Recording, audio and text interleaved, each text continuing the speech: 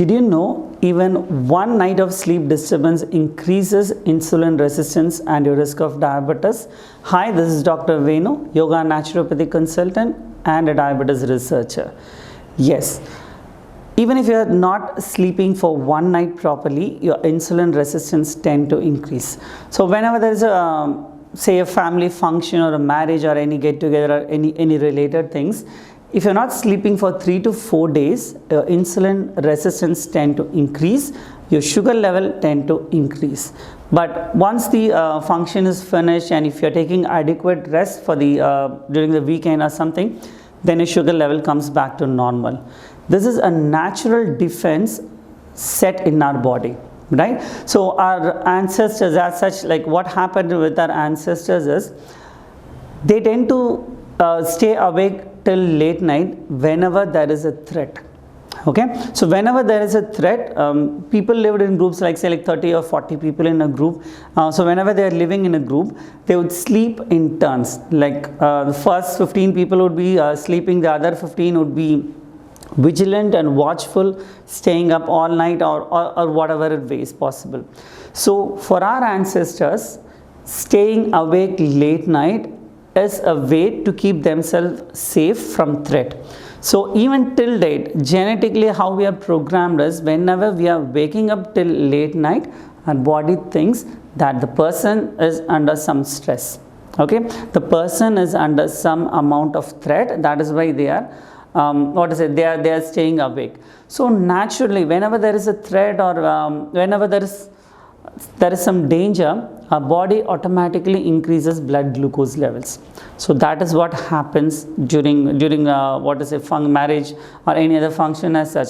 So during these 3 to 4 days, sugar level tend to rise, and once the person comes back to his everyday or normal routine, naturally sugar level reduces, right? So this is a natural mechanism which is happening in our body. So having said that, what is the ideal hour of sleep, ideal hours of sleep that is required for to reduce the risk of diabetes? So a research done, it's a kind of meta-analysis of a huge number of data done in around 5 lakh people. So what they found is 6 to 8 hours of sleep is very much essential to reduce a risk of diabetes. Right? I came across a patient a couple of months ago, like his diet was perfect, like near perfect, and he used to go for walking like twice a day. And also his stress pattern and other thing, everything was cool. He's kind of a cool person and no stress as such.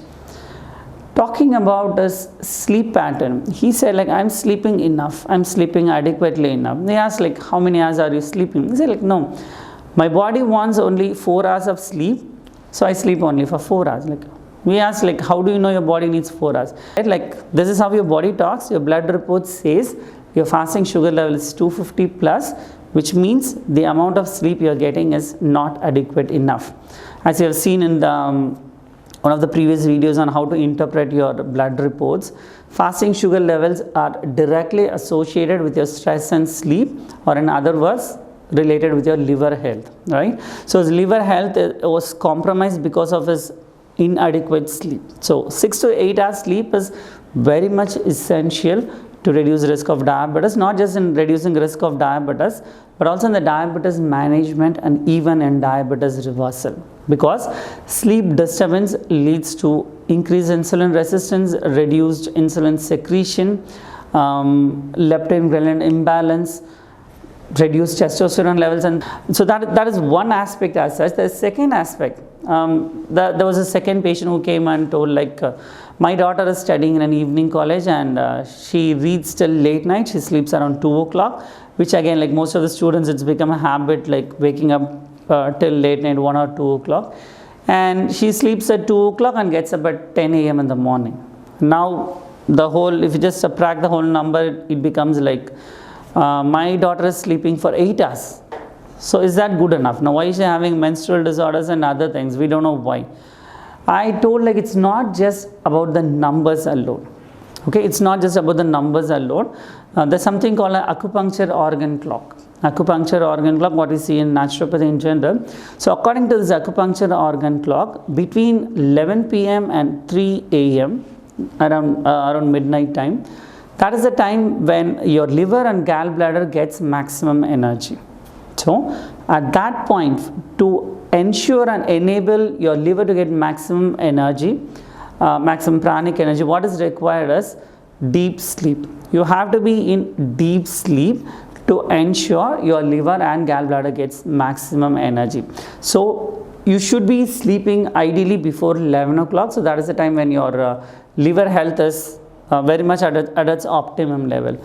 Now, what is the relation between liver and diabetes? Because we associate diabetes with pancreas, and we associate abdominal obesity and all these things with pancreas. But the problem is, liver health is the first and foremost thing.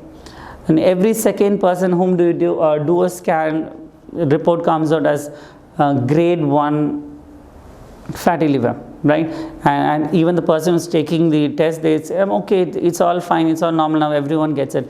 Everyone are getting it because their lifestyle has gone for a toss. The sleep is the main major component, and none of us sleep around 10 o'clock now, right? Like no one does. Like we at least sleep around like 11, 12 o'clock. And so what this does to the liver is, it increases risk of fatty liver, first thing. So that in turn leads to PCOS, diabetes and other related comorbidities, what we call as metabolic disorders. Like the whole spectrum of metabolic disorders is because of the sleeping disturbance. Okay, so ideally a person needs 6 to 8 hours of sleep, and the ideal time to go to bed is around 10 o'clock. So if you are like working late shifts and other things and working till 2, 3 o'clock, try to get at least like try to sleep at least a couple of hours earlier. If that is not possible, try to finish your dinner somewhere around 8 o'clock. If not, like if you are awake till 2, 3 o'clock, kindly finish it around 10 o'clock to the maximum. Okay, so that is like one simple trick, not just to prevent diabetes but also to manage and reverse diabetes. Thank you once again. This is Dr. Venu.